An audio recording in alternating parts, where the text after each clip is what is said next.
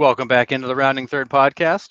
We unfortunately don't have Nick tonight, who's at Great American Ballpark taking in his favorite Cincinnati Reds. I'm back from Florida. We got Sean here. How we doing, Sean? Good, man. How you doing? Good to be back. Good, good. It's nice to be back. I'll tell you, after spending a week down in Florida, I really appreciate living in the Northeast. Yeah, how was it? Hot, brutal, Last disgusting. day was 93, felt like 103 with the humidity. Oh, that's the worst. Yeah, it's a That's different. just literally nothing worse. No, no, there's nothing you can do about it either. Even in the shade, you're still sweating. It doesn't matter. There's no such thing as comfortable. It's the worst. The No, worst. no, I love the trip down there. I love Florida, but after about Yeah, 6 or 7 days, I'm good. I've had enough of the heat. yeah, for sure. But so yeah, so Nick was trying to join us from Cincinnati. A little trouble kind of getting connected from the stadium. Couldn't hear him over all the noise, but we'll check in with him, see how it's going. But he had to take in his Cincinnati Reds live and root them on to Yeah, you hopefully not have the to, worst record. So, but he's for got the sure. Cardinals. He's got Reds Cardinals. That's a hell of a matchup to go see. Yeah, should be, man. That in that lineup is. I mean, obviously, I'm sure we're going to get into Pujols, but any chance at this point in his career that you have a chance to see him live, take every opportunity to do it. 100%. Um, so yeah, no, I'm excited for him. It should be a good night, and it worked out almost perfectly for us. The game got delayed, so just as we're kicking off here, that game's just about to go into first pitch. So pretty good timing. Beautiful thing. And you're right. Anytime you can see a guy like Pujols on his final trip around is worth seeing. So, anyways, before Oh we yeah, dive into the topics this week, remember to follow us, like us, Facebook, YouTube. We love you guys checking in. Feel free to drop some messages along the way. But let's go into some news around the league. So let's start off with Pujols, who had a pretty good week last week. mm. And he's done this all season. He's hot for a little spurt, and then he reminds us that he's 47 years old or whatever he might actually be. Then he's good again, but he had a really good week, and He he's did. picking it back up. So here's the crazy thing, right? So let me pull. I had the numbers up, and then I, like an idiot, got rid of them. But Pujols on the year, he's hitting 273. All things considered, he's not a detriment to that team. No, absolutely not. He's hitting 273, 14 homers, 38 RBIs, OPS of 865. Is he Pujols in his prime? No. No, Is he, 38 RBIs at this point in the season is fine. I mean, he only just has been playing every day fairly recently. right. But 273, I mean, he's a guy that certainly has some pop. He shows it when he has the spurts, that he kind of hits him in bunches. And he's still enough of Pujols where it's like he's a threat every time he steps up to the plate. Yep. Like, good pitching will get him out most of the time, but if you make a mistake, Albert can still put it over the fence. And I don't know. I mean, we had said it about Nick being out there now. When St. Louis came to Boston, I was able to go to that game in June. And it was the one game that St. Louis just put an absolute beat down on the Sox. But it's just the opportunity at this point in his career, making his last go around. Just an opportunity that I don't think anybody, if they have the chance to do it, to don't pass that up, because you get a chance to see something special. I'd love to see Nick. I would love to see Nick be there live if Pujols hits like a big homer in the seventh or something. Oh, Like I'd that'd love be it. really awesome. Yeah. Yeah, I would agree. What's interesting, and you nailed it. Pujols is not hurting this lineup. What impresses me the most about Pujols is here's a guy who's 42 years old. Everybody thinks he's probably actually older than that, but it doesn't matter. He's got an OBP of 346. He's only played in 78 games this year. So to your point, Right. Sean, he's playing in like 2 out of 3, 3 out of 5, kind of the clip he's been at. He's got 40 strikeouts. He's walked 19 times. And what's amazing is usually you see a guy when they fall off, like they're getting beaten by the fastball. They can't catch the Right. fastball Right. anymore. That's not Right. him. He's still Yeah. catching up to it. He doesn't have the same pop he had. He still has a live enough bat. But he's not, like, the nice thing is you're seeing a guy going out who's not getting like blown away and struggling to keep up. Like, he could still hit at this level. And Mm-hmm. he's kind Oh, of for sure. gracefully exiting, which is nice to see. Absolutely. So it's cool to see a guy like him wrapping up his career. He went back to the Cardinals, which is home for him. Um, you know, does he get to 700? We'll talk about that a little bit later. But it's just really cool to see a guy like him. Miguel Cabrera is doing the same thing, kind of getting their swan song. Although Cabrera now says he wasn't going to come back. Now maybe he will come back. Who knows what he's doing? But it's nice to see these guys go out like Pujols is on their own terms when they can still play, and it's not painful to watch. And unlike the Detroit Tigers, I would love to see St. Louis make a little bit of run at this thing in the postseason in the National League. Give Pujols some meaningful at bats in October. With that being said, I think it's going to be very difficult. I think the National League is stacked when it comes to the postseason. So it's going to be an absolute gauntlet, whoever they end up facing. But, a man can dream. And I think that would be a really cool thing to see, whether they go all the way, whether they kind of fade out in the NLDS, CS, whatever. But I do think it would be a really fun thing to see him getting some meaningful at bats in October. Yep, I would totally agree. On the opposite end of the spectrum, we got to see O'Neal Cruz this week hit a ball with an exit velo of 122.4. I have never seen a ball that had like zero arc in its entire flight. Yeah, that was unreal. Buddy, he's it's kind of like a figure of speech, but like with him, it's he's gonna somebody's gonna get hurt. He hits the balls on the screws. In the I didn't see it live. Like I saw the clip of it on Twitter, I think, and then I went and watched the at bat. But the Pirates announcers on the Pirates broadcast, they were like, "Oh, like he can hit the fastball. We know that he can hit the fastball. He can. He's going to hurt somebody. Like if that ball was 3 feet lower, that was at the first baseman. Nobody reacts to that. Like nobody can react to a ball coming that fast in that short a distance. And I will say, teams are going to learn. I mean, he's going to have to make adjustments himself. Sure. Every clip you see of him putting a ball to the moon is on a fastball. Right. Like they're all on fastballs. He hits the straight ball really hard. Curveball, not so much. Not so much. So he's going to have to make an adjustment. When they start adjusting to he'll swing at breaking balls out of the zone and he won't hit them. Yeah. So but then again, he's a young kid. He'll be fine. But yeah, I've never seen anything like it. And I think that is the hardest one recorded since StatCast, it is. Right? It is the hardest recorded ball in StatCast history. I think Giancarlo Stanton was 122.2 or something like that. And he was 22.5. Is that right? 122.4. So he beat him by a couple hundredths of a mile per hour. But still, I mean, when you're getting up over 115, it's insanity. It's insanity. Oh yeah, for sure. Absolute insanity. Because I don't think we get a really good perspective of how hard that ball is actually moving at 115, 118, 122. I mean, it's insane. And what's more crazy is the fact that he didn't dog it out of the box. Yeah. And he only got a single. That thing was hit so hard, it came back off the wall so hard, he only got a single out of it. By the time that it ricocheted back to the right fielder, he was only 2/3 of the way to first base. And he was, like you said, he wasn't dogging it. No, he didn't stand a chance. And this is why guys like him are, when Major League Baseball went ahead and kind of, and I think it is all stadiums now, right? To have the netting that goes all much further down than it used to, right? When they put that in, I remember being kind of I don't love it. It's pay attention. If you're not going to go to the games, then don't if you're not going to pay attention. I was kind of that guy. But then the more you think about it, even if you are paying attention, if you get a ball in the crowd at 105 miles an hour, nobody has reacting to that in the crowd. If we could react to that, we'd be on the field. Exactly. That's why we're not on the field, because we can't react to things that quickly. There's just no way. And you're getting more and more of these young kids, these young guys that are coming into league that just hit the leather off the ball. Well, it's an absolute necessity. It really, really is. And if you're going to be sitting that close with the balls coming in that, they have to extend. Oh yeah, and I mean, you could reach a point one day where you may be wrapping the whole stadium in that netting because you can't have a ball like that go screaming into the bleachers anymore. But it's he hit that home run to right field. It was over that that little roof at PNC Park. That was eye opening. He's got that kind of power.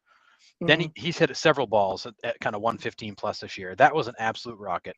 But you're right. He's hitting a lot of these balls. He's hitting are generally fastballs. He's crushed a couple of curveballs, but he was my rookie of the year choice because of the raw talent and ability that he's got. But you're 100% right. Once they've got a book on this kid, he reminds me a lot of Vlad Guerrero when he was young. He'll swing at friggin' anything he can reach. Senior. Yeah, senior. Sorry, not young senior, Vlad. Yeah. Yeah, no, senior. That's all right. That's all right. He'll swing at friggin' anything he can reach. But some of that stuff, some of that junk, he will hit really hard. But there reaches a point where Mistakes. as Vlad Sr. got older, like he started to develop a better command of the strike zone.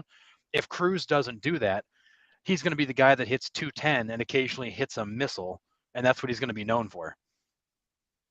Yeah, I mean, for sure. I mean, and there's plenty of guys around the league that do that now. You know, Yeah. I have nothing to base this on other than just like it's just a vibe I get from the kid when you watch him. Is like he seems like a kid that wants to be great. Yep. Like he has the raw talent, but he seems like he gets excited when he plays. He kind of brings that energy with him. Like he seems like a guy that is going to continue to work, who's going to make adjustments, who's going to understand, hey, they're going to adjust to me, I got to adjust back to them. And then kind of the game goes there. And that's when the good hitters become the great hitters. Now, Yep. I'm not putting him in the Hall of Fame yet. I'm just saying he doesn't seem to me like somebody who 2 years from now we're going to be sitting here going, oh, do you remember when that kid hit a fastball 122? Yeah. Like he seems like he's Agreed. he's got that demeanor about him that he's just going to get better and he's going to work and he's going to put the grind in. I mean, he's so young. I mean, I'm excited to see this kid at 25, let alone 28, 29. Oh, I know. And you're right. You know, He think is about super young, super raw. think about the talent, especially up at the plate, that this kid can have at 28 when he's been in the league for 8 years, facing major league pitching for 8 years. And to still think athletically, physically, to be at the peak at 27, 28, 29. That's incredible. Like the thought of that is absolutely incredible.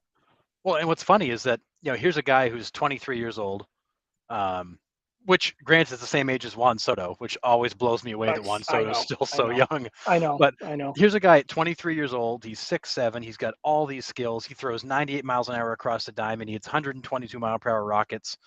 Like, you're right. He's super entertaining. He's going to be super entertaining for a long time, so long as he continues to develop and mature.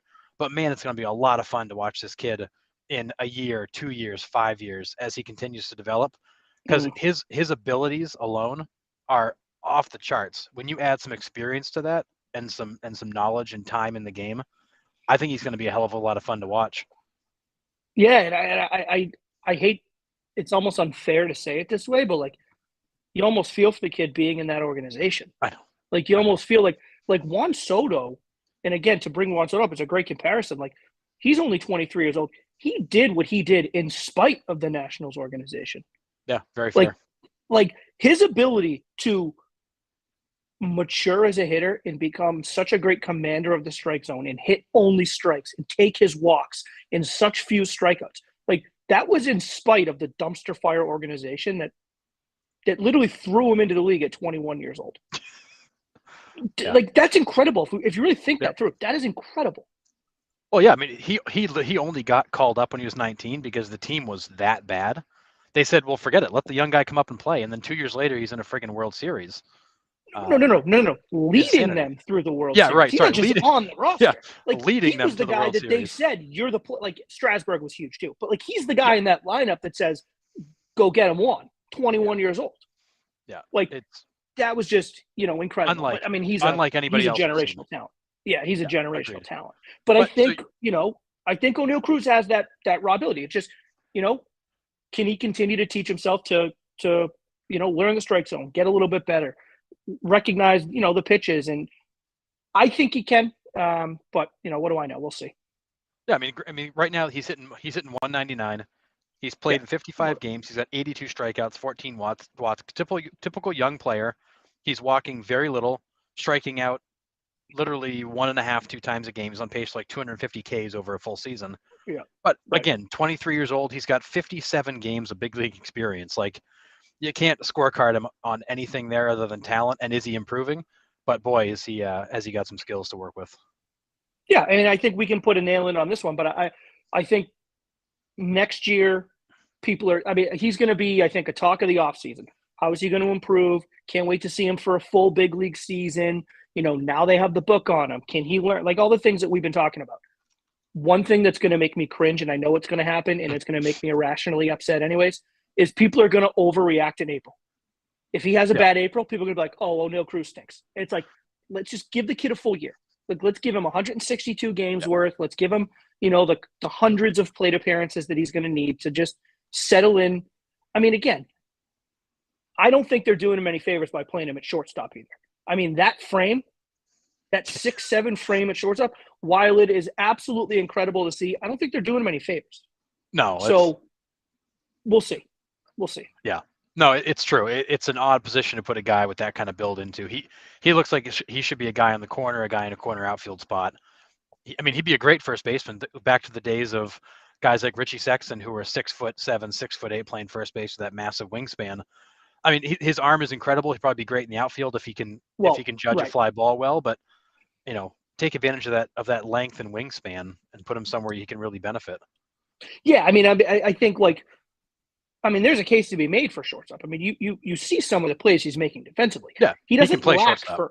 he doesn't lack for hands, right? He's got really good hands. I mean, the length alone gives him the ability to have some decent range, even if he doesn't have a good first step. Which I'm not saying he doesn't. I'm just saying the range alone based on the height. Yeah, right. And again, the arm is just so electric. Like, you're almost doing your team a detriment to just put him at first base where you never get to use something like that. But I just think of somebody who's that tall, that 6'7" frame, like that can't be good on his. I don't know. I look at him and I think like a right field, like you said, in a corner outfield spot.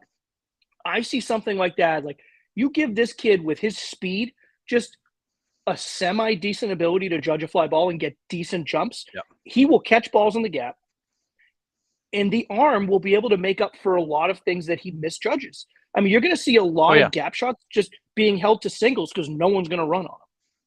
Yeah, no, I would agree. I mean, do you know what I mean? That arm will make up for a lot of mistakes. So you almost wonder, and again, I have no idea if that's a plan. I have no idea if they thought it through and he said he wouldn't do it. Like, I have no idea. But I just look at someone like that and I go, God, that seems like it would just be a great right fielder. Yeah, well, that's the hard prototypical part. Kind of thing. That's the hard part. Like, that's the kind of arm you want at third base, you want in right field. But it's almost like you want to put him in center because of the speed, but then the size doesn't work as well. He's one of those guys who probably could play just about anywhere on the field. He's not necessarily a great fit for any one position, but he's got the talent to probably play about anywhere. Right. Yeah, true. So, it's an interesting one. He's fun. He's fun to watch. I will say, for people that haven't tuned in a ton, he's worth putting their games on, at least checking into those games. He's worth, because it's electric. Yeah, it is. It's something we've never really seen. What's interesting, though, moving on to another topic here, MLB announced the schedule for next year, where you're now going to have everybody play everybody. Yeah, they're gonna reduce the number of division games. They're not going to do just interleague in certain divisions. They're going to do basically you're going to play at least one series against everybody in baseball. So in a way, MLB is almost taking down the lines between the divisions and the leagues and blending that schedule in, so that a guy like O'Neal Cruz is going to be seen by every fan base. A guy like Mike Trout by every fan base, Shohei by every fan base, Aaron Judge by every fan base. What do we feel about that? Is that good? Is another kind of baseball gimmick? No, I don't think it's a gimmick. I mean, I feel like we've shit on Major League Baseball so frequently and so loud at times about how out of touch they are and how they need to be better about promoting their young stars to the country. And I feel like this is a legitimate effort at trying to do that. So it's hard for me to then turn around and be like, I don't like this. I will say it's going to take me a little while to get used to it. Oh, for sure. Agreed. Like I just think you're so used to, and I shouldn't speak for you and Nick, but I feel like you guys probably agree. You're so used to seeing the Yankees 18 times. Like, you're used to seeing Baltimore and Toronto. Like, it's a big reason why they're such big rivals. Like, you play them so many times, and you play them in October, in September, and August in series that really matter. And now that's going to be replaced with a 4-game series against, like, the Cubs. Like, I don't know. I don't dislike it in a sense. Like, I think it's good. I think it's good for fans, especially fans that cheer for like just their regional team, because you are going to see the O'Neal Cruzes, and you're going to see the Juan Sotos in San Diego, and you're going to see the Machados and, everyone else. So I do think it's good, but it's just going to take me a little while, I think, to get used to. Yeah, I agree. I think it's when I first heard the announcement, I'm like, oh, great, they're going to mess with the schedule yet again. And then I thought about it. I'm like, you know what? Actually, for the typical fan, to your point, that only watches their team, you're only seeing like half the entire league. Like you only get to see Right. half the league in any year.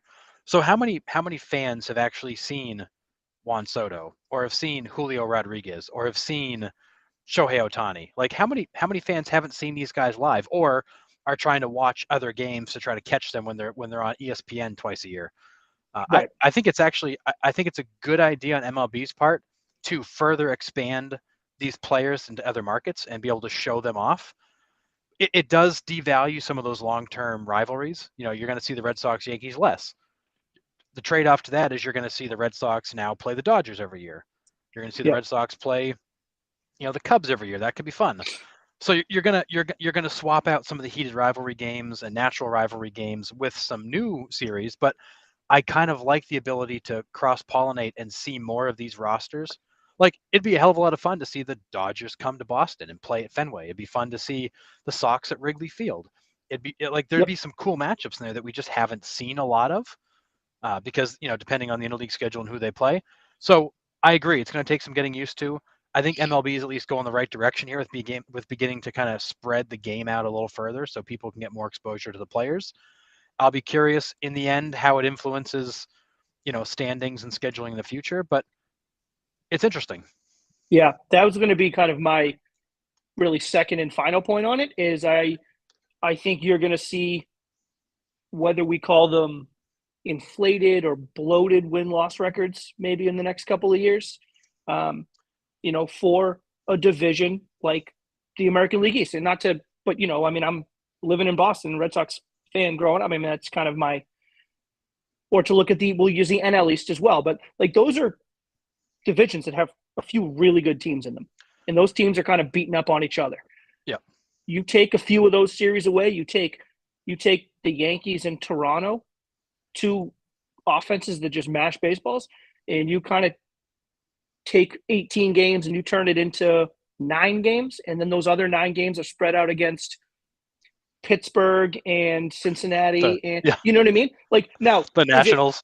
now sure, and now over the course of 162, good teams are going to be good teams and bad teams are going to be bad teams. I totally get that, and I know you can't, nitpick it so much, but you're going to see some things like that in situations where, like, you look at the strength of a schedule. Now, if everybody plays everybody, then I guess theoretically the strength of schedule kind of comes a little bit more to the middle. Right. But we'll see. I'm interested, to say the least. But I'm going to reserve my full-on hatred for it for a couple of years. But Yeah. I'm intrigued. Well, I think if you're a team in the AL East, you're like, hell yeah, like I get less games against Toronto and Tampa and New York, and that's good. But if I'm a team in the AL Central, I'm like, oh God, please no. I don't want more games against the other guys. Give me games I against want the the guys Royals around me that suck. Yeah, I want the Royals. Yeah, it is definitely interesting. I do. I'm with you. I applaud MLB for getting creative. Mhm. I think there's benefits to being able to spread these players across more fan bases. However, the devil's always in the details, and when you get to the end of the season and you see how it all shakes out, we'll see if it's good or bad. But I do like the idea of getting fewer interdivision games and getting into other divisions, because you've got divisions that are weak where they just beat up on each other, divisions that are strong where they're brawling for position with each other. This will level things out. To your point, that strength of schedule argument becomes a little bit less apparent as you level things off. So it'll be interesting to see. So a couple items, injury news this week. So Aroldis Chapman to the IL with maybe the dumbest injury we've ever heard. He got an infection from a tattoo. Classic. Honestly, when I read this article, my first response was, are the New York Yankees really letting this guy get a tattoo in season? Like, is that really what's happening? You can't have facial hair, but you can get a tattoo? What's funny is, like, when you first read it, you're thinking like, oh, well, that can't be the full story. Like, there has to be like a cover for something. But then once you have that initial thought, you're like, who the hell would use that as a cover? Like, this is the dumbest cover of all time. Like, there's 100 other things you could use that would, like, that people would just be like, oh, okay, that's what it is. So, like, there has to be some semblance of truth to it, right? And if that's the case, then that's just ridiculous. Yeah, that would be dumber than any real injury you could come up with. Exactly. And then your Mets took a hit this week with Francisco Alvarez. Yeah, tough So one. But I mean, like we were saying before we started recording, I mean, he's a young kid. He's 20 years old. He's had a hell of a minor league season between a couple of different levels this year. The one thing you do concern yourself with is he's a catcher, and is it knee or ankle? One thing I ankle. saw knee, and then one thing I saw ankle, so I wasn't sure. But again, I mean, it's tough on the joint doing all that up and down behind the dish. But Yeah. he's 20 years old. He's not a 35, 36-year-old catcher. So you think that if surgery is necessary, which they're saying it's likely, you think that the recovery time shouldn't be too bad, and he should kind of be back to his old ways. The one thing it's probably going to do is push his ascension to the big league roster back, right? Because you're thinking about all the minor league at bats he's now losing over, depending on what the recovery is, the rest of this year and likely into the beginning of next year. Right. So, right. you're going to theoretically, you would think that Billy Upler and the Mets are going to want to continue to get those minor league bats at bats. So maybe it pushes back his call up a little bit. But again, he's young. He's in great shape. I mean, typically you wouldn't think it'd be too much of a big deal, but I'll keep my eye on it, see how it goes. Well, and what's interesting too, this is not just like some young kid they called up. This is a 20-year-old kid rated the #1 prospect in all of baseball. Mm-hmm. Like this is not like the Mets' best prospect or like in the top 100. Like he's the #1 in all of baseball. 20 years old, rookie, stupid amounts of talent. It's a shame to see it set back that early, but at the same time, better now than down the road. And you're right, it's going to slow his ascension, and his rehab as a catcher is probably going to be longer. But certainly the Mets weren't necessarily relying on him to be the guy this year. Like he was getting at bats, he was playing, he was contributing, but it wasn't like the Mets season is over because they lost, one of their key players. They lost a young kid who was learning and developing.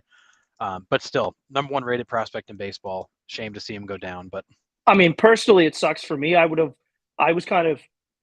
resigned myself to the idea that come expanded rosters in September, he was going to make it up in the expanded rosters. He was going to get, a good 2 to 3 weeks worth of some at bats here and there, and he was going to be on the roster for the postseason. And I kind of had this idea for what was going to happen for the young kid, and obviously that's on hold now. But so selfishly, that sucks. But we'll see. It's all going to depend on if they're saying it's likely but not definite that surgery is needed. He maybe. Unlikely, but maybe he avoids the surgery and it's not nearly as bad. So, we'll keep an eye and see. Yeah, no, it's there's no definitive answer yet, but certainly something to keep an eye on. And lastly, before we move on, not sure if anybody caught the Little League World Series. I know I ended up watching more of it than I expected to. But Hawaii is your Little League World Series champion, and there's not a team that even kept up with them for very long. And in the fashion of their whole World Series, they won the game in the 4th inning on a walk-off hit that invoked the mercy rule. Because that's how it's gone for them. And we were talking before we went on, Sean. So Hawaii won 6 games, and they outscored their opponents by a total of 60-5. I mean, what else is there to say? They won the championship game. Was it 13-3 in a walk-off 10-run mercy rule? Yeah, and that's the crazy part too. They gave up 3 runs in the championship game, and that's 3 other 5 total runs that they gave up. Right. Which is just disgusting. I mean, listen, in all sports, not just baseball, but in all sports, it's not necessarily the best team that wins the championship. That was the best team that won the championship, and it was not close. For sure. It was absolutely not close. No. And they had that one kid who hit that absolute bomb home run to left center, and they did the bat flip and the gritty, and like these kids were not messing around. They came to win. No, they're disgusting baseball players. I mean, what are you going to do? Tip your cap, move on. I mean, they were the best team in the world, not just in the country. In the world, they were the best team by far, and they should have won. The best team won, and that's what else can you say? Yep, agreed. And no matter how old I am, I still find the Little League World Series to be super entertaining. I love watching those kids go out there, and they're excited, they're crying, they're into the game. These kids are all in. Yeah, and 12 years old. Yeah, it was. I'm kind of like you. I caught more of it than I expected to catch, and I did find myself entertained. I did, and it happens every year. You You get it. I wouldn't say get attached to a team because I'm not sitting here like with my, Massachusetts team gear on, but Right. it's they're 12, 13, 14-year-old kids doing something that I wish I got to do when I was that age. For sure. And obviously never got to do it. And you find yourself kind of going back to that age, being like, oh, that's still really cool, even though it was, 20 years ago or whatever, so good for them. And it's always fun to watch those kids get out there and do it. I totally agree. So, all right, move on. Let's move on to the fifth inning showdown. I want to dive in, you and I, into this Julio Rodriguez deal. Hit me. This is so for anybody that's missed Julio Rodriguez, the guy almost won the MLB Home Run Derby. He is in his rookie season. He's playing every day for the Mariners and putting up really impressive numbers, hitting 64, 21 home runs, 65 RBIs, 65 runs scored, 23 stolen bases. He's had a hell of a season for a 21-year-old kid. He's played good defense too, not just offense. Oh yeah, good defense you're right, in center 100%. field. He's been very good in the outfield. And other than that 10-day stint on the IL, he's been durable. He's been in there every day, and they've been riding him as far as they could. So Julio Rodriguez and the Mariners agreed to a contract extension that is interesting to say the least. So the initial guaranteed term is 12 years, $210 million. Then after that, there's a 5-year, $90 million player option, which can turn this into a 17-year, $300 million deal. 19 year, right? No, it's 12 and 5. So 17 years, 300 12 million. and 5. I'm sorry, you're right. You're right. 12 and 5. Yeah, so 12 years, 210 is the initial, and then there's a player option, not a mutual option, not a team option, a full player option for 5 more years at 90 million. So it can become 17 years, 300 million if he wants to stick around. 21-year-old kid. He's played 111 major league games. What do we think? I think on its face, Seattle is smart for doing that.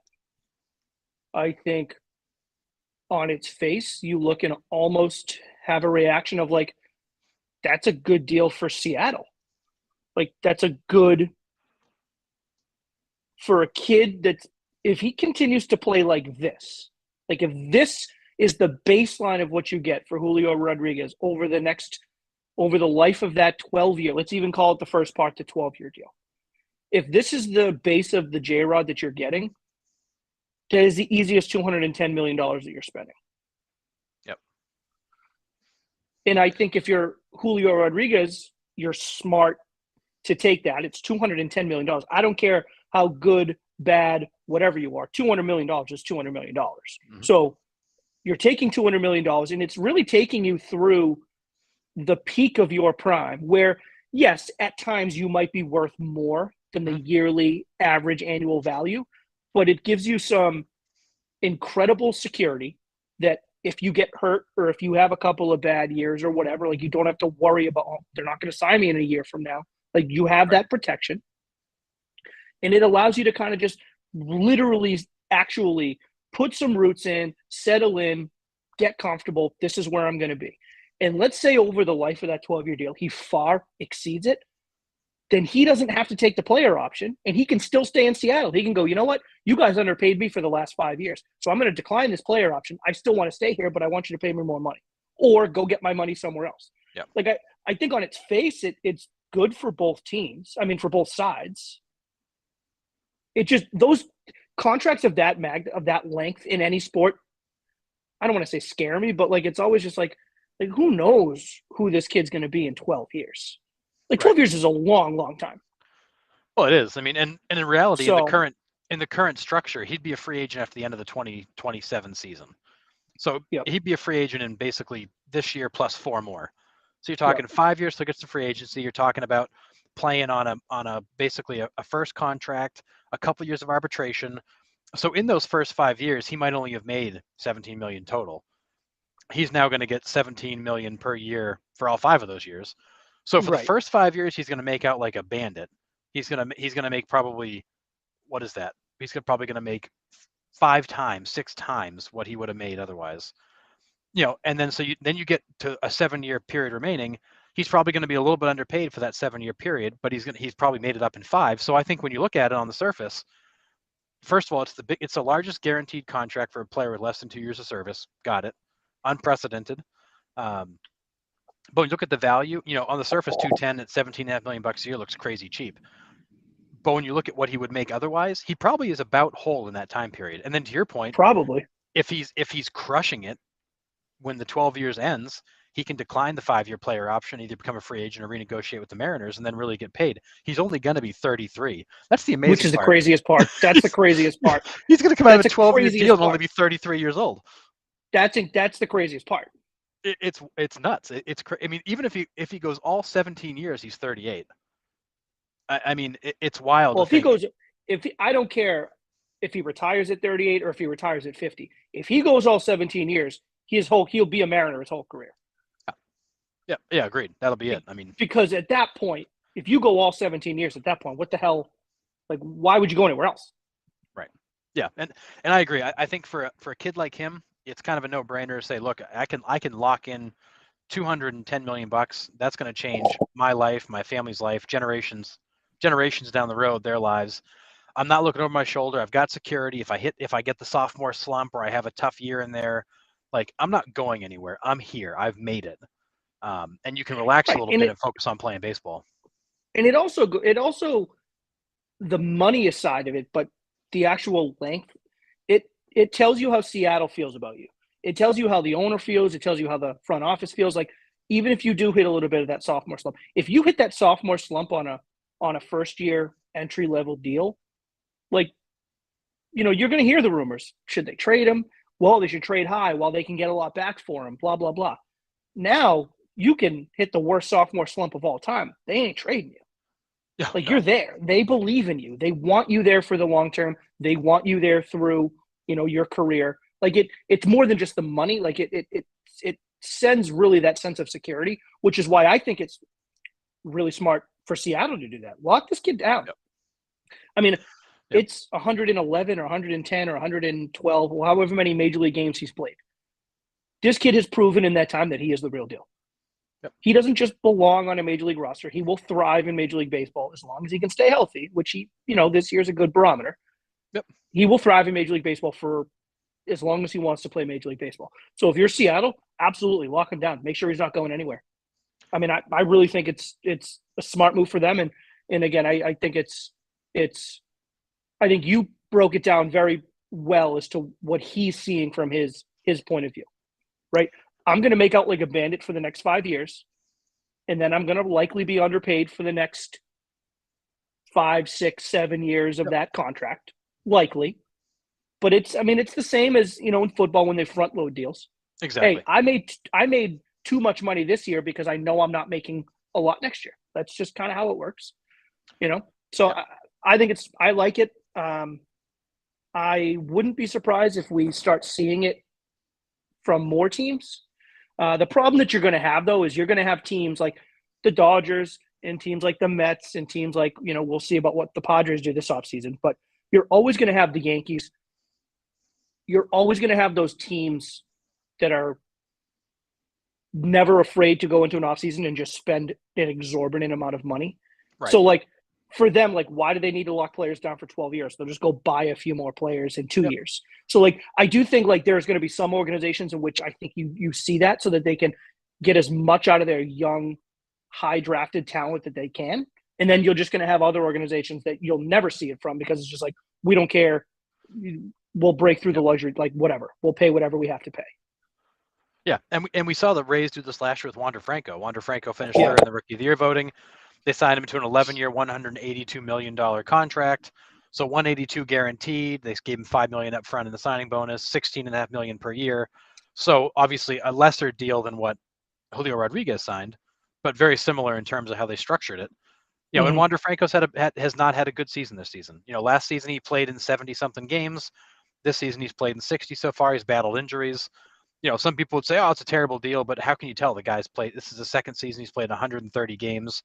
Like Julio Rodriguez, he's got exceptional, generational, potentially talent. And yeah, some injuries happen. Anybody can go out there right now and get hurt. But same structure. The Rays said, this is the guy we're going to build around. They signed him to a deal that is team friendly overall, but very friendly to the player early on. And now you've got a guy like Wander Franco locked up for 11 years. The Mariners have a guy like Julio Rodriguez locked up for 12.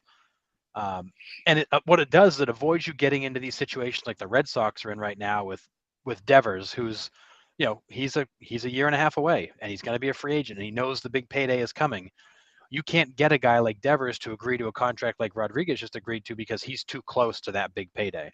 Exactly. I'm losing all that upside you just gave a guy like Julio Rodriguez in the first 5 years, so I'm going to go get all of it when this next contract comes up. So I think you're right. I think teams are going to have the sweet spot of in the first year or two, if I think this is a franchise player, I got to get him on a 10, 11, 12-year deal that's friendly to both sides so that I'm not battling in year 4 with a guy who wants $30 million a year because he's been making $800,000 the last 4. Right. So it's and interesting. It was just a complete, mismanagement on the Sox, if you want to call it that. And now you're dealing with the fallout, which I hope they find a way to avoid. Obviously, I would like to see him in a Red Sox uniform for the rest of his career, but you're flirting with it now, and that's kind of your own doing. So I wouldn't be surprised at all if we start seeing it, particularly from those. I don't want to say like lower clubs, but you know what I mean. The teams that are kind of not top of middle market teams. Thank you. That's a better way. Yep. Yes, the middle market teams. I think you're going to see it, and it's good. I think it's good. I think it's good for baseball to have parity where you have some of these really, really good players in their prime still playing for these middle market teams and not having great starts to their career and then just being mercenaries for the Dodgers, for the Yankees, for the Mets, for the Astros. Let's get them some roots in the Cincinnatis or in the Seattles or the Pittsburghs or wherever. So, yep. I hope we see more of it. I think we will, and I'm excited to watch this kid continue to play in Seattle for the next billion years. I think he's really, really good, man. Yeah, really totally good. Agree. Yeah, so a great example here before we jump off this is Vlad Guerrero Jr. So he hit his first arbitration year this year, and he got $7.9 million. The expectation is that in future years that'll go up by whatever percentage salaries in general go up. But you're talking about a guy who might make, call it $8 million on average the next 4 years, so $32 million, which nothing to sneeze at. Where a guy like Julio Rodriguez is going to make, he's going to make, what is that, 50. What is that? 17 and a half times 5. Julio Rodriguez at the same time is going to make $87 million. He's going to make 3x what a guy like Vlad Guerrero Jr. does over the same time period, which is why he's willing to take that deal that seems like a lesser value overall. Right, and then when Vlad signs his huge ticket, when he hits the free agent market, making $28 million a year somewhere. So Julio's going to look, he's only making 17 a year. Yeah, but he made 80 something while you made 30. So it's about how the player and the agent and the team wants to look at it. I think Seattle did a great job, and I think J-Rod did too. I'm happy for both of them. Yep, I think it's great. What's interesting is it certainly will have an impact on the free agency market. Probably this year. What it's going to do is it's going to throw another number out there. This wasn't a guy who's getting to free agency anytime soon, so it wasn't like he was going to be out there. Right. But I heard a lot of people say, well, that contract's been at such a low value, it's going to hurt free agency. No, this is a guy that wasn't free agent eligible anyways. Right. There's a different kind of player who's hitting the market this offseason than Julio Rodriguez. Julio Rodriguez couldn't be a free agent if he wanted to for 4 more years. He's stuck. Right. He's going to take whatever an arbitrator tells him he's worth. And what the Mariners did was they said, hey, we like you, kid. Let's jump in early and make this happen. I'd love to see a team like the Blue Jays do that with Guerrero before he gets too much farther down the road, because that's a guy who's going to get a fat payday when he comes out of his rookie deal. And it's an interesting tactic. We saw it with Wander Franco. We've seen it with Julio Rodriguez. It'll be interesting how well those work out in the long term. But it makes a lot of sense for these teams to lock these franchise players up early so that you're not dealing with a situation like the Red Sox are with Devers right now. Right. Yeah, I agree. So it's it'll be interesting to watch. And I'll be curious who the next player that gets that kind of deal is. All right, let's talk players of the week. One of these is no surprise at all. And the other one I found interesting. But your players of the week this week, you had National League was Mookie Betts. Mookie Betts had a hell of a week. And then in the American League, it was Nathaniel Lowe of the Rangers. So, which I mean, I saw some highlights in the week and saw the kind of week he had. I honestly didn't realize he had that kind of week. But starting off with Betts, Betts hit 346, 4 home runs, 7 RBIs across 6 games. He had 9 extra base hits on the week. He wasn't like dumping singles in there. He was he was doubles and home runs.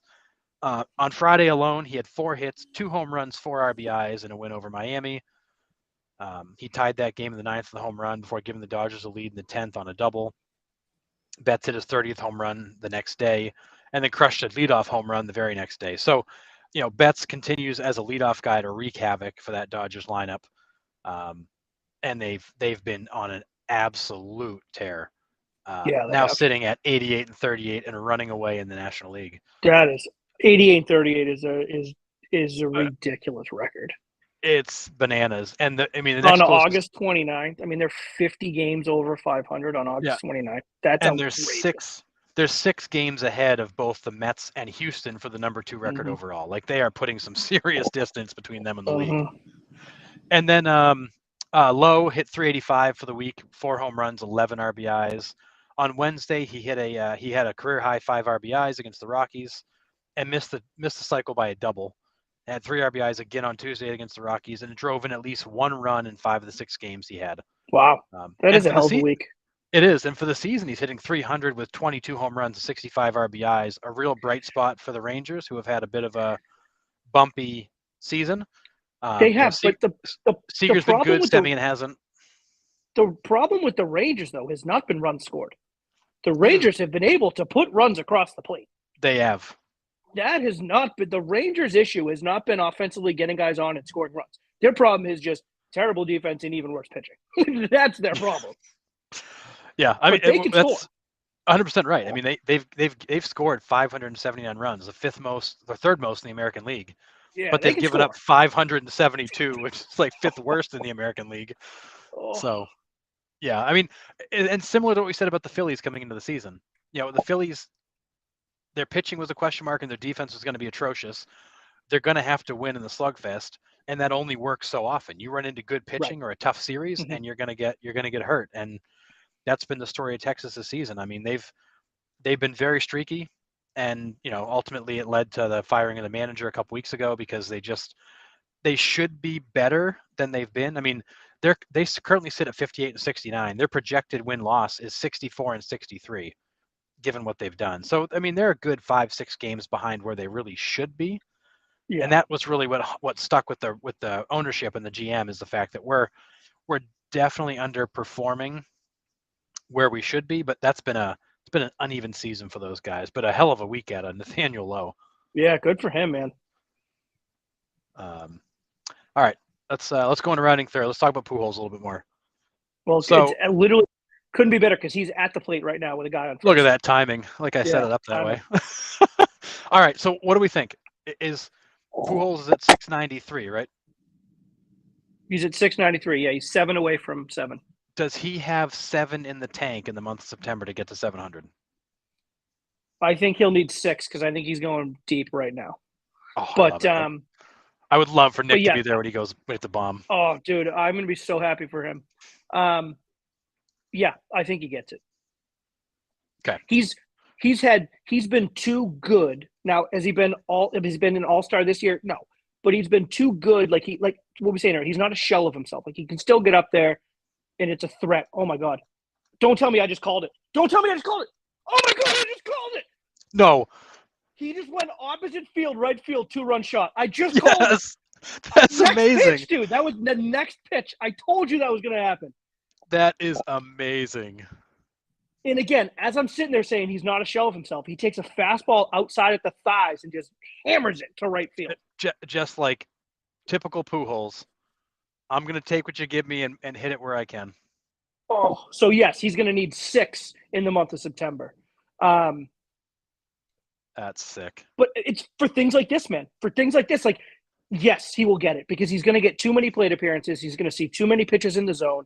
And to the streakiness that he is, when he gets 1, he gets 2 or 3 or 4. And all he needs is 1.5 streaks to hit that 700. And I really do think he's going to get there. Absolutely do.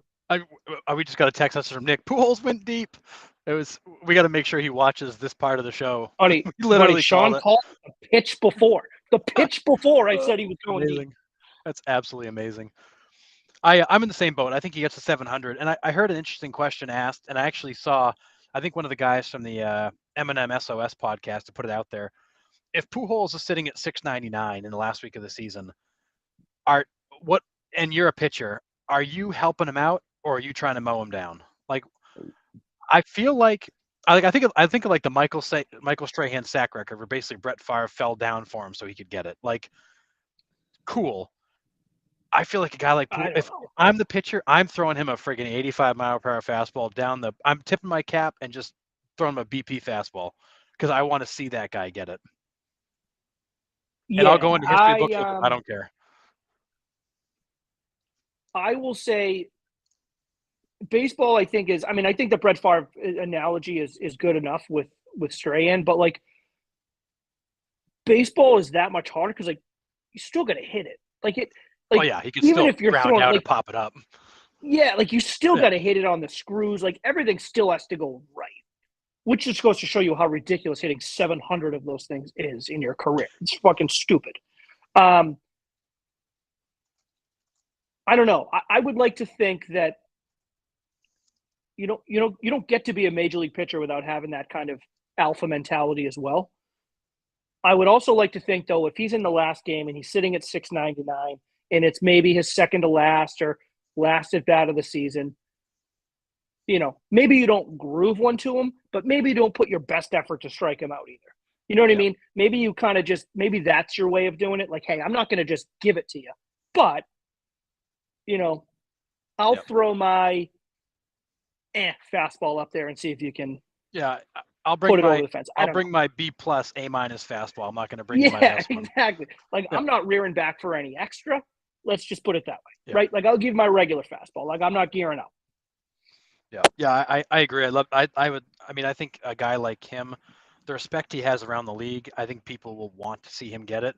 I don't think anybody's going to lay down for him, but I think that teams in that final week, if he's at 698 or 699, are going to be like, all right, look, let's, we're not going to throw Pujols a bunch of freaking curveballs and sliders. Like, we're going to throw him fastballs, and we're going to make him have to hit one out, but we're not going to go nuts trying to bury the guy.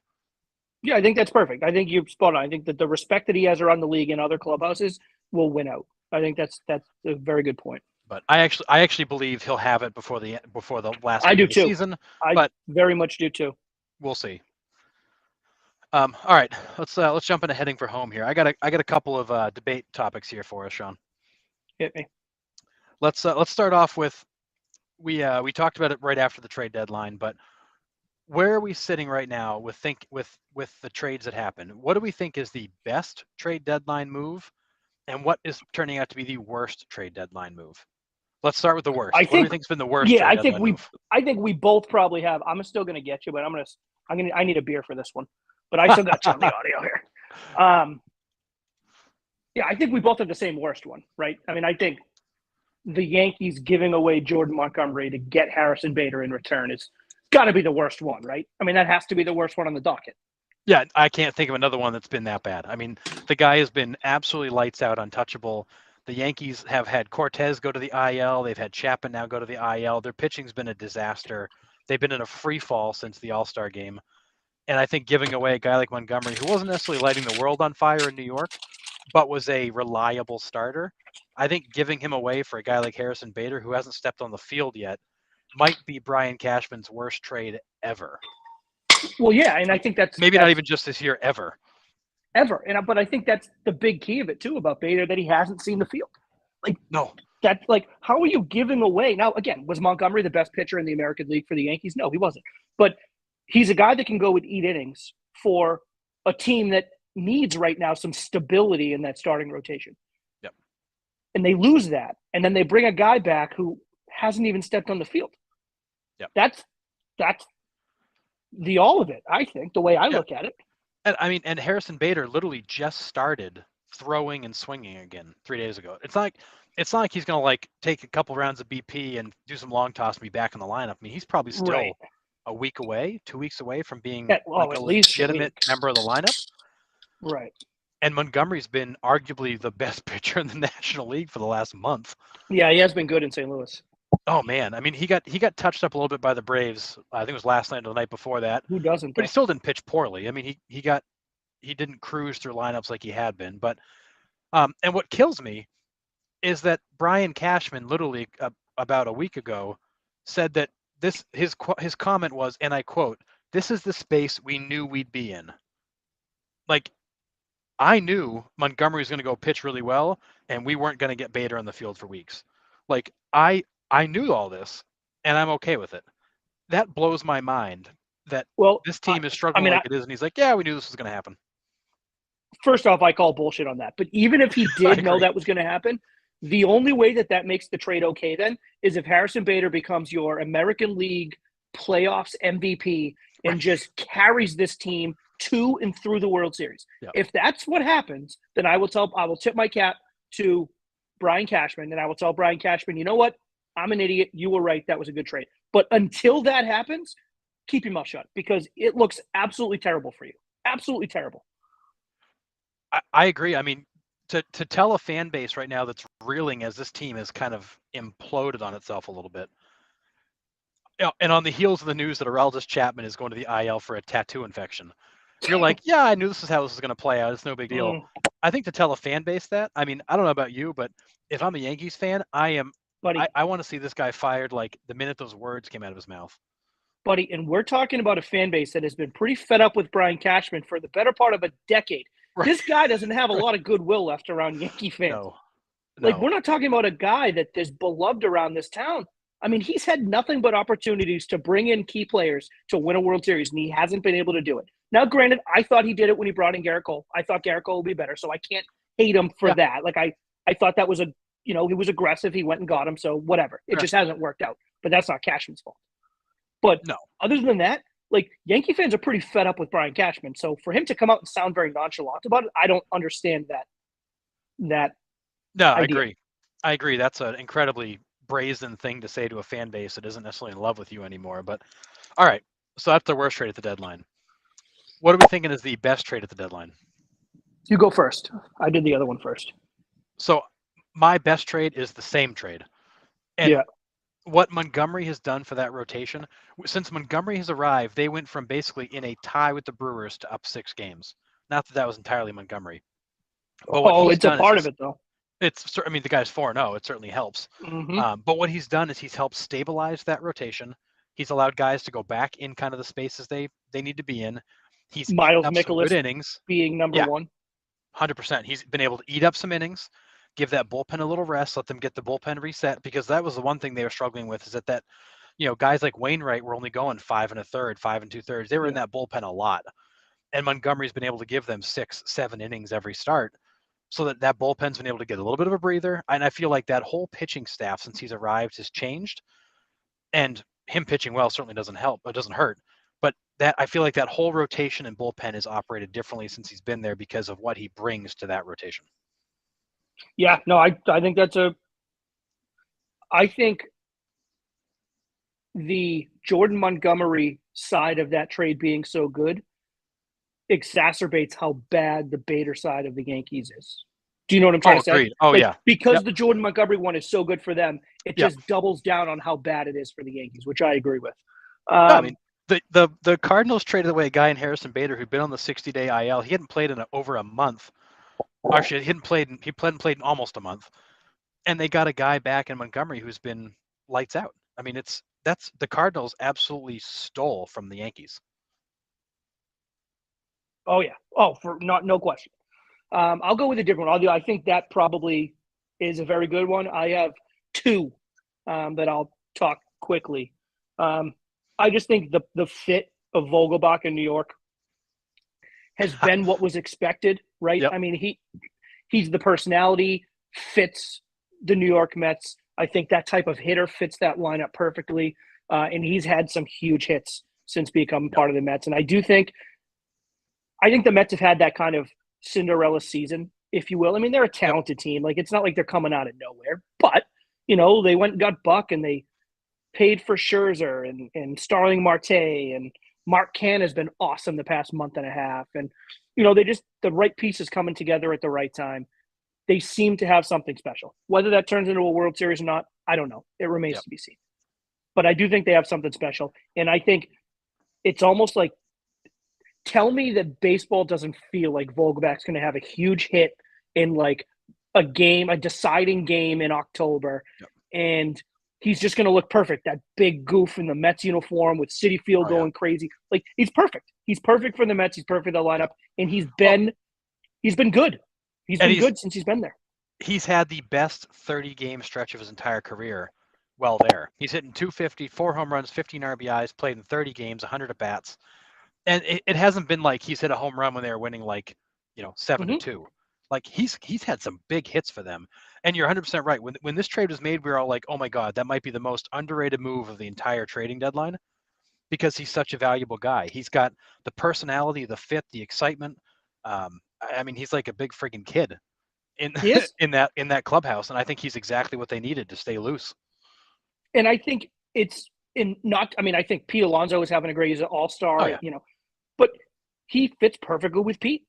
Yep. In the lineup, in the clubhouse, in the dugout, they seem like best friends. They go out together, they go to bars, they go to dinner, but then they complement each other on the field. They're just a perfect kind of opposite to each other in that lineup where Vogelback is someone who looks like he should hit 40 home runs just on the sheer size of him.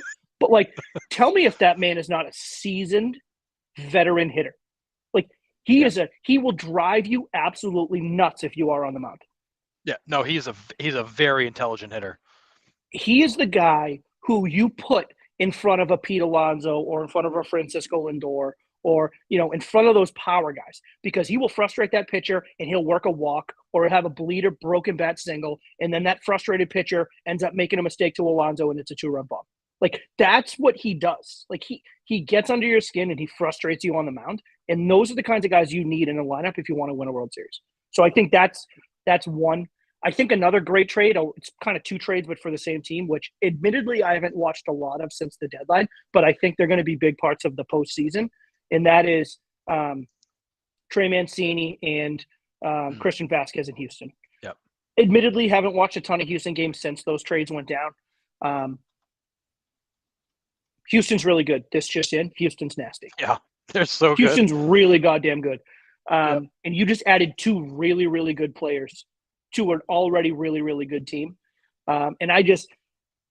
Christian Vasquez, we saw it in Boston. We saw it last year in the ALDS against Tampa Bay, or ALCS. CS? DS. DS. Yeah, they took Tampa out on the way. We lost to Houston. We lost to Houston. The Astros in the ALCS. Yeah, that's right. He shows up. Christian Vasquez shows up when it matters. I mean, he had that big walk-off homer against Tampa Bay. He kind of he gets it, especially on the offensive side. And I just think Trey Mancini is an absolute dog. He is so good. So good. He fits perfect. He fits perfectly in that lineup. So I just expect the 2 of those guys to both do something really big when the postseason rolls around. So those are my best trades. Yeah, those are great. Those are great trades too. I think the Astros to continue to stockpile those veteran, experienced players. That team is going to be so friggin' tough in the playoffs. So much experience, even with the loss of Correa. They haven't missed a beat with Pena at shortstop. You're adding more veterans in. They are so balanced. It's scary. It really is. It is scary because it's, they're the team who has kind of breezed through the American League the past few years. They really have. I mean, if you want to, it doesn't necessarily matter who they play in the postseason. They're kind of breezing through them. Yep. And it, and then the whole scandal comes out and whatever. I don't care as much as the next guy probably, and maybe shame on me, and then they just get better. They lose Correa and then they just get better. In steps Jeremy Pena, who is better defensively, I think. He is just an absolute stud on the defensive side of the baseball. He's an animal. And by the way, they can't hit at the catcher spot. Oh, okay. Well, we have the best defensive catcher in baseball. We'll just go out and trade for a really underrated offensive catcher at the deadline, and we'll get him enough at bats where he's comfortable in the lineup, and then he'll just show up in October. Don't worry about that. Oh, we need an extra. Oh, Trey Mancini, another veteran hitter, but young, power, but knows his way around a strike zone. Not going to get too big for the moment.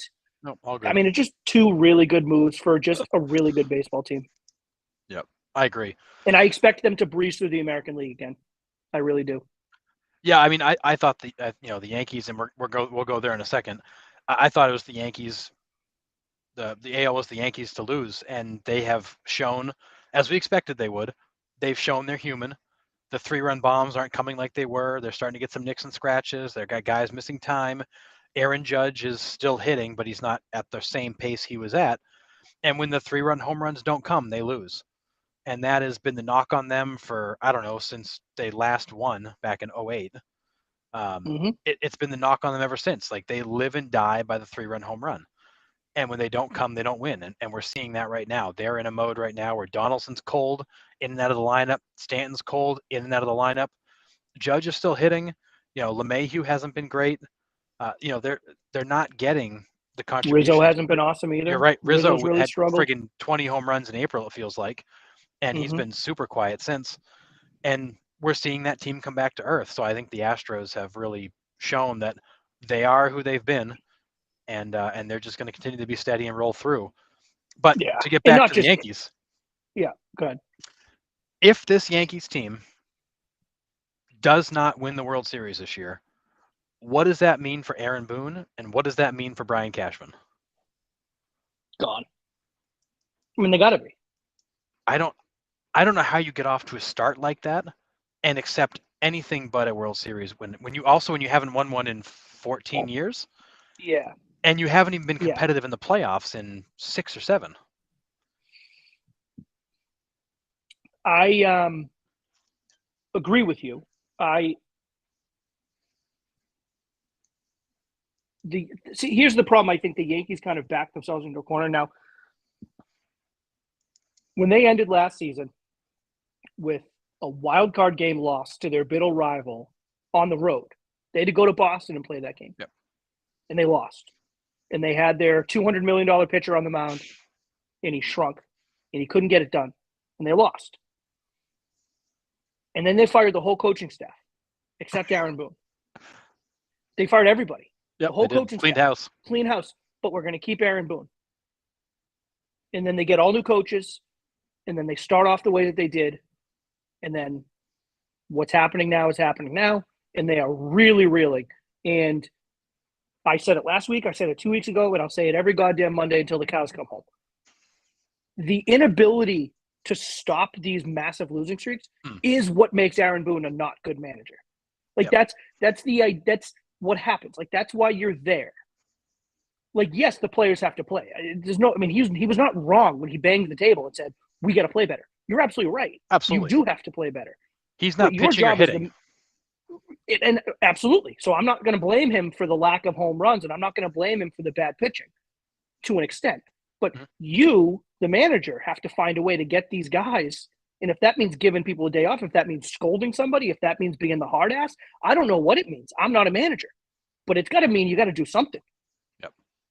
Right? And, like, this isn't the first time the Yankees under Aaron Boone have gone through losing stretches like this. Big ones. And so I think by firing the coaching staff last year and keeping Aaron Boone, I think you're backing yourself into a corner this year where if you get off to a start like this, if you don't correct this thing before the postseason, and if you don't go win the World Series, I don't understand. I don't know how they can keep him and, like, keep a straight face and say, well, Boone's staying. Right. Do you know what I mean? Yeah. And even Cashman, for that matter. Yeah, because as good as Cashman was, and he's brought in some massive talent over the years for sure, but they have yet to actually assemble a team that can play together and stay together for a whole season and then get to the playoffs and actually win when it matters. I look back to that Yankees dynasty of the early 2000s when you had guys like Scott Brocious and Paul O'Neill, who got his number retired, which blows my mind. He wasn't even the best player on those teams. But anyways, you had guys like Tino Martinez and Scott Brocious and Bernie Williams and Paul O'Neill, Jorge Posada. Like, you had guys that Yankees team, yeah, they hit a bunch of home runs, but they also hit a ton of friggin' sacrifice flies and doubles in the gap and dribbler singles, and, like, they were grinders. Those Dude, teams would grind you. You talk about the early 2000 Yankees and sacrifice flies, and none other than Ruben Sierra pops into my head. Oh The yeah, king of the sacrifice the flies. master. This guy would break your heart with sacrifice flies. Yep. It's like, dude, stop hitting sac flies. Just like, Yep. stop doing it. He was incredible. But yeah, that's what they did. They manufactured runs, and they had great pitching, and they had a great back end of the bullpen. I mean, but that's the thing, though, too. At the beginning part of this year, up through the All-Star break, the Yankees had one of the best bullpens in baseball. Right. But the manager, I think, overuses them. Goes to the same guys over and over and over again. And I know Nick's not here, so I'm Alex not going to Cora, pick on Nick. same thing. But, you know, you wonder, like, why do we have to see Ryan Brazier again? Because Ryan Brazier is the rubber arm. Because Ryan Brazier is the guy you can do that to, and it's okay. The Yankees, they just go to the well too many times with the Clay Holmes. Too many to Clay Holmes. Clay Holmes is nasty. Michael King, nasty. Michael King, nasty. And like, why is Michael King out right now? They friggin' burned him out. Overusing these guys. Like, you have to be able to, and I think Cora, to an extent, knows what he has. And I think Cora, maybe it's a silent protest to Chaim Bloom to be like, you know what? If this is what you give me, I'm going to go to the same three guys. I don't know. Yep. But I don't think Boone can do that to Cashman. I don't think he can go, oh, if all you're going to give me is these guys, because he gave you good arms in the bullpen. He sure as hell did. Like, And you've given you talented guys. Like, you got to find a way to use these guys and elongate them over the course of a season and into the postseason. And he just hasn't been able to do it. And I guess this is my long way of just saying, like, if they don't win it, it's not enough, I think, Aaron Boone anymore. It's not enough to make it. You got to win the World Series. And if he doesn't win it, I don't know how they can keep him. I really don't. I agree. I think Boone, if they don't win, I think Boone has to go. And I really feel like Cashman has to go too. He's been the architect of all these teams that have fallen short. But I go back to those early 2000s teams. Those teams were designed to be balanced. They could hit home runs, they could hit sac flies, they could situationally hit. And they went away from that after that dynasty, the 90s and 2000s, where they were winning all those World Series. They went away from that completely. That's when they started bringing in guys like A-Rod and Gary Sheffield. It became the Bash brothers effectively, and they've not won since, but they've not broken away from that model. They continue to bring in the same guys: Donaldson, home run or nothing; Gallo, nothing or nothing; Stanton, home run or nothing. Like, they continue to bring in these home run or nothing guys. And they've been doing that for 14 years. I mean, the definition of insanity is doing the same thing over and over again, expecting a different outcome. They keep running out the same type of teams, and they keep losing and going, well, we thought we had the formula this year. No, you keep doing the same thing. Like, they haven't changed it up at all. And to your point, Aaron Boone, if you look at the Yankees lineups the last month or so, have you noticed any dramatic changes to the lineup, who's in it, how they're batting? No, he's running the same damn lineup out there every night and wondering why they're not winning. Well, the guys that are cold are still cold.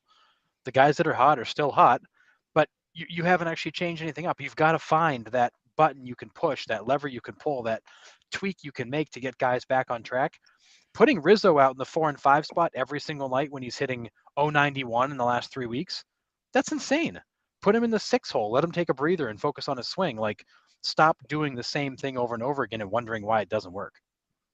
You know, I something kind of has occurred to me, and I can't remember if I had said it on the show in the past, or if it's something I just kind of thought I said but never actually went out and said.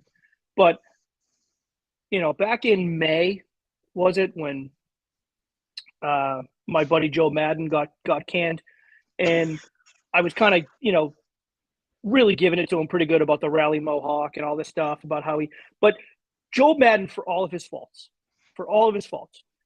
Joe Madden is an example of somebody who players seem to enjoy playing for him, because regardless of where he was, whether it was Tampa Bay, wherever he's been, he seems to know how to keep a loose clubhouse.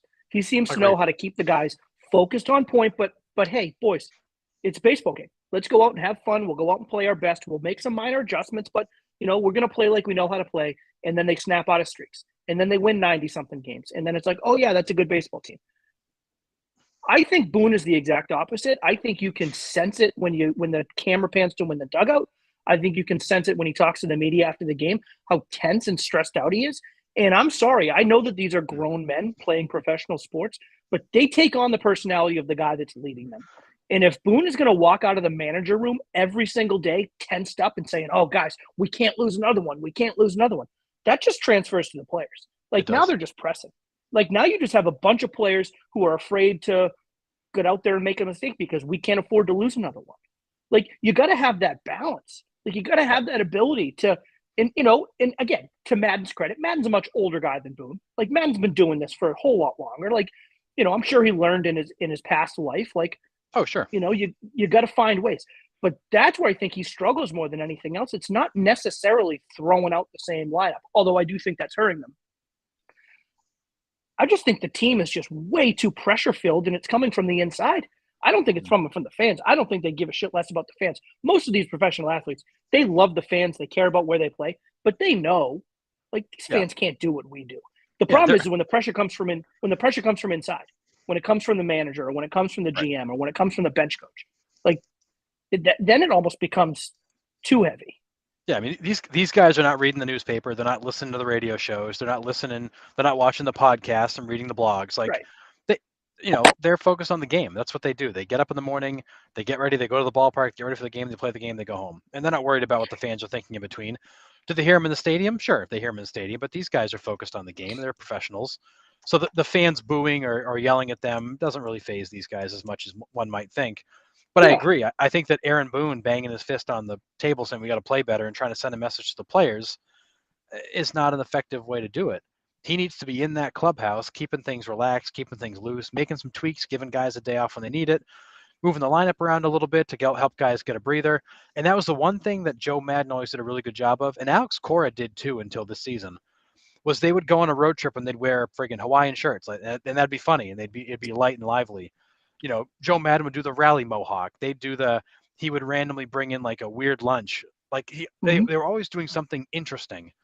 And Cora used to do that too, but he hasn't really done it this year. This team's been a lot tighter than past teams. But they always had a way of saying, look, guys, hey, things aren't going great. We're having fun. We're baseball players. We're playing a game. Let's enjoy it. The guys that ease up and they get back on track. But Boone he's out there just grinding and grinding and grinding, and he's got there's no other gear to him. Well, I think Boone also knows. Boone is, for all the faults I have for Boone, I don't think he's a stupid person. Like, I think Boone realizes that he's on the hot seat. I think he realizes his job is in jeopardy in a sense. I don't think he's worried about getting fired mid-season, but I think he knows that his back's against the wall. Yep. I don't think he's handling it very well. No. Next time you watch a Yankee game, just watch if the Yankees happen to go down early, or let's say they leave the bases loaded in the first or second inning, or they give up a couple of hits and a double, and they'll pan that camera to the Yankee dugout, and you watch and you tell me that the coaching staff in there and the reserve players that are in that dugout cannot feel the tension and the stress that's coming off of Aaron Boone. I can feel it, and I'm like thousands of miles away watching it on the TV. No, I agree. Like, dude, like it's getting to be like a problem. Yep. So, I mean, again, easier said than done, but to me, like, that's my ultimate fix. If I'm Cashman, I'm pulling him in. I'm just like, dude, you got to relax. Like, you got to be easy for the players to be easy. Yep. It is that simple. It really is. It really is. Yeah, that clubhouse has got to be incredibly uncomfortable right now with all the stress they're feeling. All right, so what do we think about Alex Cora? Focus back to the Red Sox for a second. Where does Cora stand in all this? Yeah, I mean, I'd be lying if I said I thought it was his best performance as a manager this year. Part of me doesn't wonder, and again, I have always been very open and upfront about the fact that I'm a Cora apologist, so I will continue to be one. Part of me doesn't wonder if this is like a silent protest to Heim and to kind of their front office to say, hey, man, this is what you gave me. And what you gave me is what I'm going to do the best I can with it. But, I still want to try and win games. Like, I still got to go out and bring those guys out of the bullpen. And, Brazier's got the rubber arms. So we're going to go to him every day. And Xander's going to be in the lineup. And I know he's already come out and said that he's hurt, but he's going to play every day because that's how we have to play in order to win games. And I wonder if the lack of creativity is more of a silent protest than it is about Cora losing his touch, because I don't think he's lost his touch. I still think the players still love playing for him. I still think he does a decent job. Like, I do think the locker room is loose in a sense, because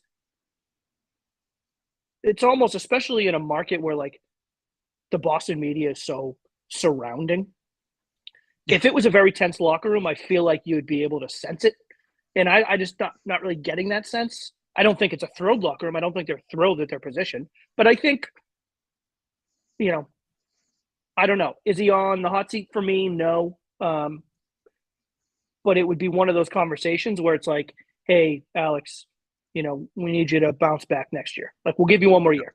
Like, we'll go out and get some players. We'll, sign some guys in the offseason. And this is our plan to bring up this guy and this guy and this guy from the minors. And this is what the idea of our club is going to look like next year.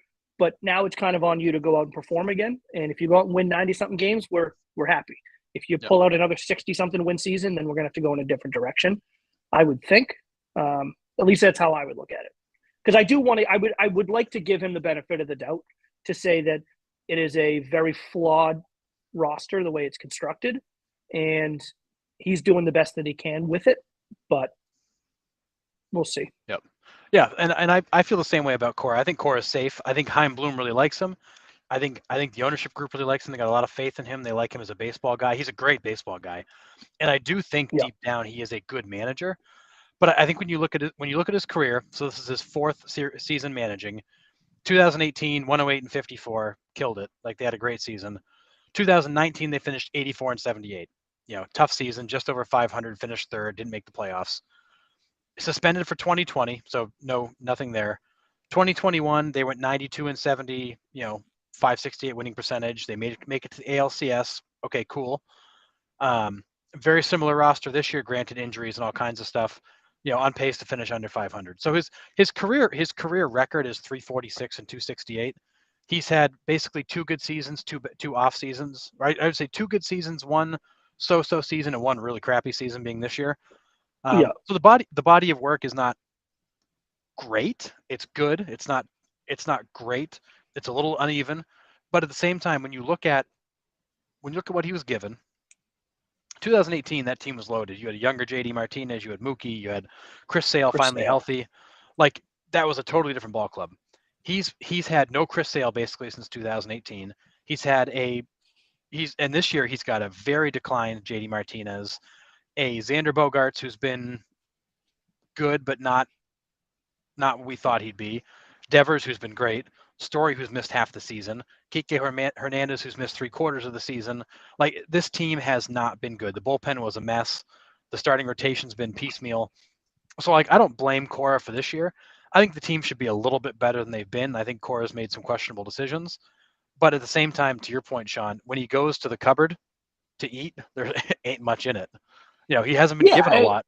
And Chaim Bloom last year hit on some really good moves. Kike Hernandez was huge. Vasquez had a great season, who of course got traded this year. They've gotten great performances out of guys like, Pivetta, who's been really bad of late, but was so good for the first half of the season. They've had a lot of, Eovaldi had a great year last year. I mean, he's been junk this year.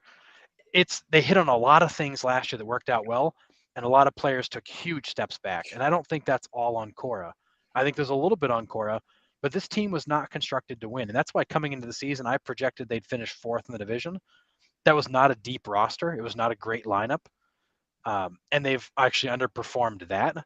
But I don't think that's Cora's fault. I think this was a transitional year. I think last year was supposed to be a transitional year too, but it ended up being better. I agree. So I think he's safe. I think Chaim Bloom likes him. I think they're going to do some stuff in the offseason. It'd be great to see Chris Sale for more than 41 innings in 4 years, or 3 years, but that's all I guess this is 4 years. That's all we've gotten out of him. So with this roster healthy and actually, together for more than a few days at a time, this is a much better ball club. Yeah, I mean, I think, though, while it's a good starting place, I always think that, especially for a Major League Baseball manager, I think, like, overall win-loss record is a tough, because I think so much goes into what were you given, how do you use those players on a day-to-day basis. I mean, the ultimate goal in baseball is obviously to win a World Series, right? It's not winning the most amount of games. That's going to help, right? It's going to help you get better seeding. It's going to help you all this. I mean, the better players you have, the more games you're going to win. So I get all that. But, like, Aaron Boone has been a manager since 2018 as well. Aaron Boone is 406 to 268, 602 winning percentage, win-loss percentage in his managerial career. Aaron Boone is not 600%, but 60%. He does not win. Like, so, just managerial win-loss record alone, I think is, while it's a starting place, and he's had 2 really good years, 1 mediocre year, and 1 terrible year. Yep. Yeah. To I me, agree. and I've always said it about Cora, but the Cora thing to me is more than just, it's deeper than the win-losses. It's to what you alluded to earlier. It's the creativity to which some of these really good managers use the roster that they're given.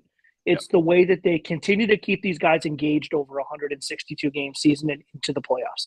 It's the way that they take their baseball knowledge and say, okay, now's a leverage situation. I'm going to go to this guy in the bullpen over that guy in the bullpen. And yes, sometimes you get lucky and sometimes the bounce goes against you and it looks like a bad move. But more often than not, Alex Cora makes the right move in a situation like that, and he gives his team the best chance to win. And that's all you can ask for your coach. I do think that's where Boone lacks, is I don't think you can look at his moves and say he's given the Yankees the best chance to win. I think that's Agreed. the ultimate difference. But I guess it's a long way of saying I agree. I think he's safe this year, but I don't think it's forever. I mean, I think he's going to have to turn it around next year.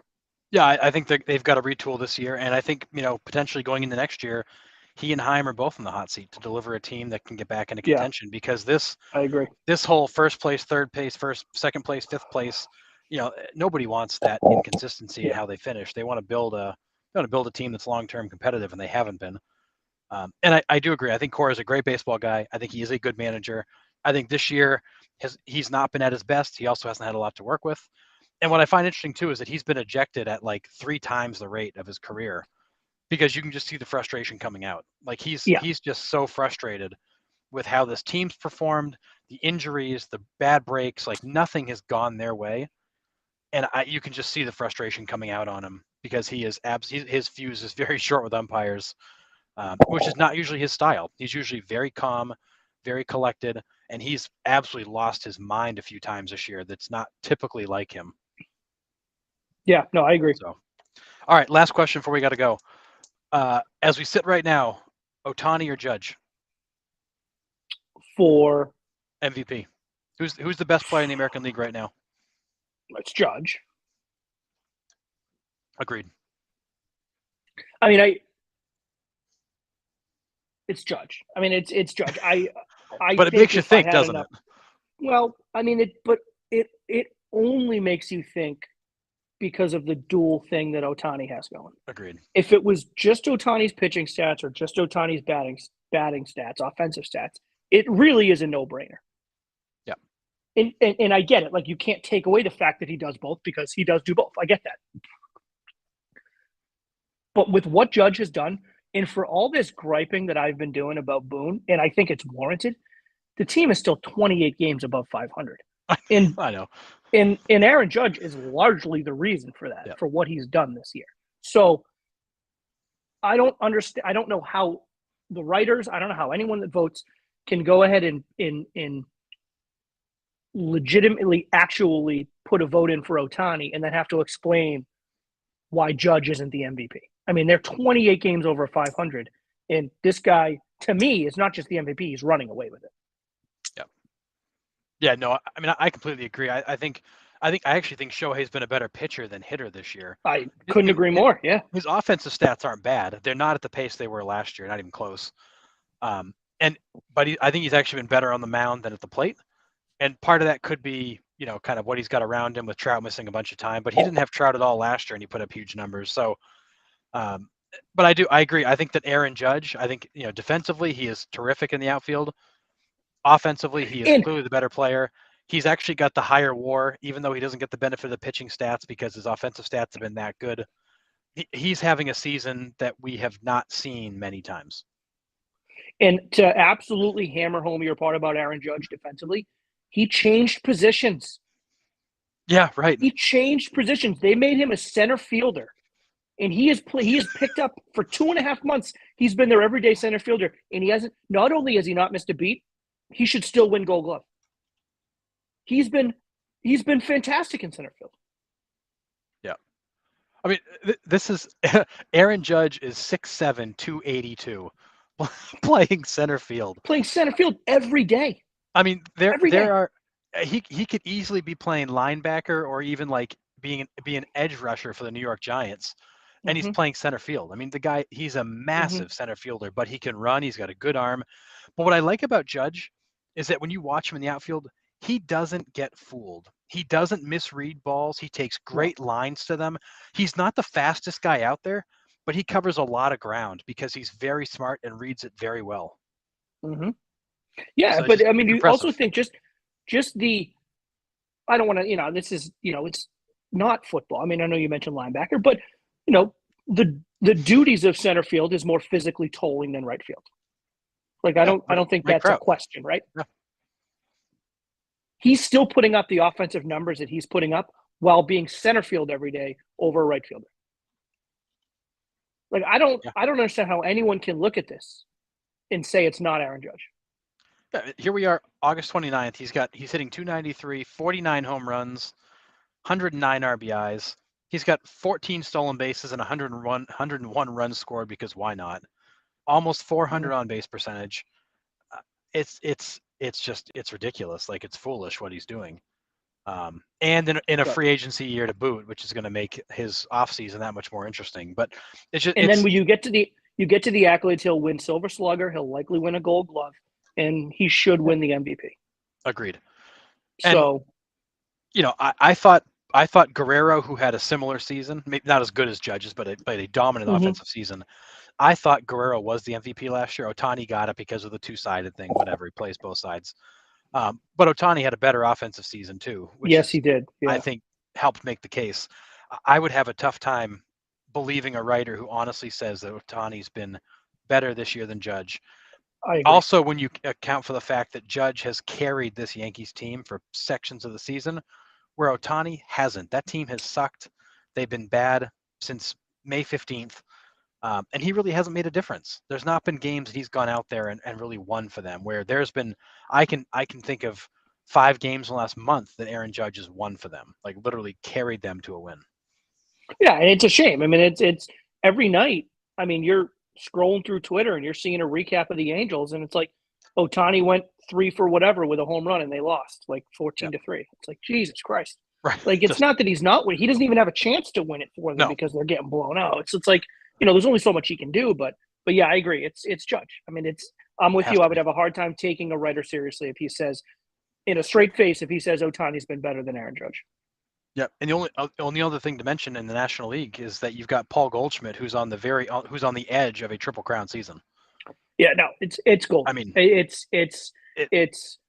and the shame is I picked Pete to win it in our preseason award show. I picked Pete. I looked really smart about that at the halfway mark there. And the crazy thing is, Pete really hasn't done anything to lose the MVP. It just Goldie just took it. No, I mean, Goldie just took it. Pete's had a massive season for the Mets. He's been huge, but Goldschmidt has just been that good that it's not even a competition. And he is the middle of June. Yeah, he is second in home runs, but he's first in batting, first in RBIs, second in home runs behind Kyle Schwarber. Goldie has a shot at a Triple Crown season, which has only happened 16 times in baseball history. I can't believe it's happened that many times, if we're being honest. I know, I was surprised when I saw how many. But I mean, Goldschmidt's hitting 338, 33 bombs, 105 RBIs, like stupid numbers. And he's had probably the best 60-day span you'll ever see in baseball. And while also playing Gold Glove caliber defense. Now, I'm not sure if he'll win it, because he has split a lot of time at first base with Pujols. So I don't know who else in the National League. I don't know off the top of my head. So he might still. Freddie Freeman. Freeman's a good one. And Matt Olson. Matt Olson's a good one. You got 2 guys that have a shot at it. So even if he doesn't win it, though, he still plays Gold Glove caliber defense. Yeah, right. So you're getting plus defense. You're getting a million pluses on the offensive side of the ball. And you're getting a plus in the leadership department, because you can't tell me, I don't know if he's named or not, but he is the de facto captain of that baseball team. No question in my mind. 100%. Yep. So when they talked to Nolan Arenado a few days ago after a game, even he made that comment. We're just following Goldie. Yeah, he's the leader. He's our guy. We're following him. We're gonna go where he takes us. Yep. So, but impressive to see that we've got a guy here coming up with the 1st of August or 1st of September. I mean, that is potentially looking at a Triple Crown season, because they just don't happen very often. I'd love to see it. It'd be amazing. And also, the other part of it is, who would have thought Kyle Schwarber would be leading the NL in home runs? I know. I still can't believe you actually had the prediction about his season pretty well pegged. I thought he'd hit a little bit better, but I had the power numbers Yeah. in Citizen Bank right up there. I mean, Yep. dude, since like 2017 or whatever, no left-handed hitter has more home runs than Kyle Schwarber. I know. I saw that stat and my jaw dropped. The guy just rakes home runs. He does, and very quietly. So Wild. All right, that's all I got. You got anything else, Sean? no, that was a long one, but a good one. That was. All right, we're gonna head out. Remember to like, subscribe, share the podcast as much as you can. We'll put our question of the week out there about Pujols reaching 700 for the group. Please comment. We love to interact, and we'll see everybody next week.